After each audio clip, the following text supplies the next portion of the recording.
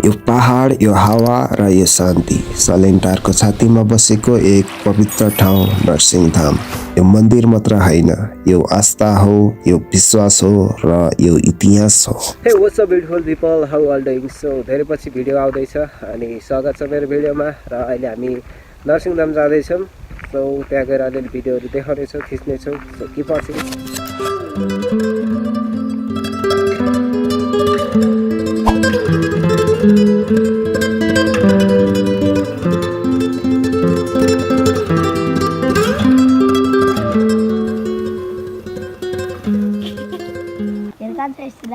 हेर न यता, नाम के हो तिम्रो? आशिक हो। आशिक। आशिक? आशिक के नेवा हो? अनि बाबाको चाहिँ अशोक, मम्मीको रश्मि हो र? ल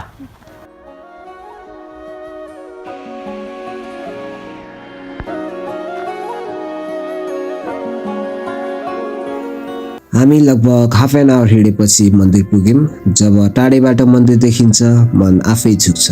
यो मन्दिर सधैँ भक्तजनहरूको आस्थाको केन्द्र हो।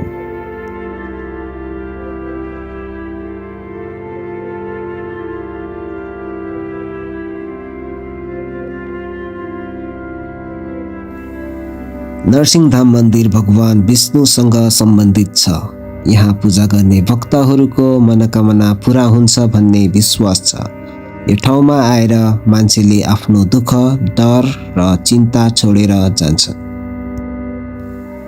यो ठाउँमा आएर शब्द कम पर्छ र प्रकृति आफै बोल्छ, मन आफै शान्त हुन्छ।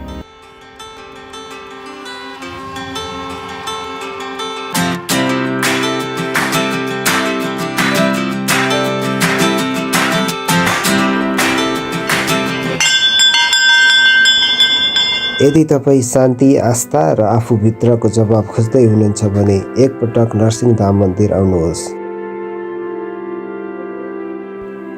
यो ठाउँले के भन्छ भन्दा पनि यो ठाउँले के महसुस गराउँछ त्यो नै सबैभन्दा ठुलो कुरो हो।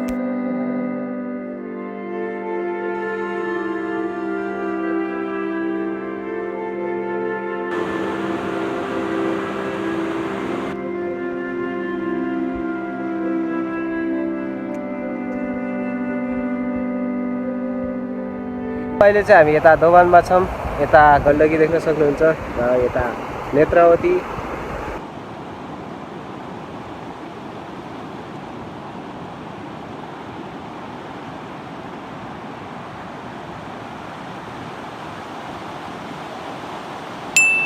हेलो गाइस, सो अब हामी चाहिँ बोटिङ जान लाग्यो आज। यतासम्म चाहिँ यता डर लाग्यो। म चाहिँ पहिले गइसकेँ, बहिनी चाहिँ गएको छैन, त्यही भएर जान लाग्छ। So let's go. लगा न त्यो नि, यो नि लगा हो त्यो। यता लाइफ ज्याकेट लगाउँदै आएन हो त्यसरी।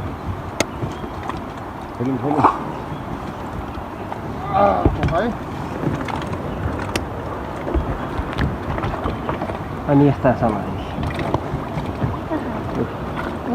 त्यहाँ डोरिया सामान भयो त्यस्तो सामान।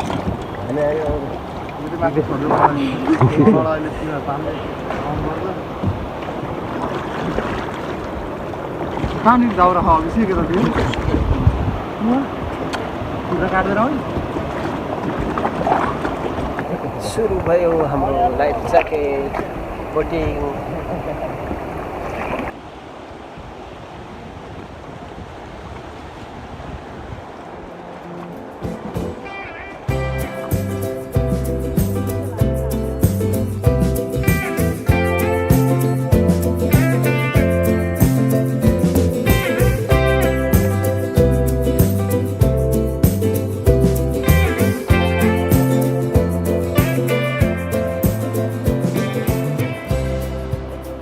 पारिपट्टि आछौँ।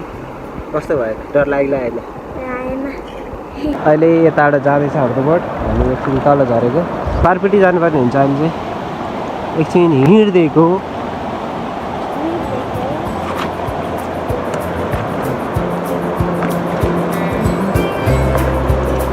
भिडियो मन परे लाइक कमेन्ट गर्नुहोला। अर्को भिडियोमा भेट्नेछु। Till then bye bye. Thank you for being here.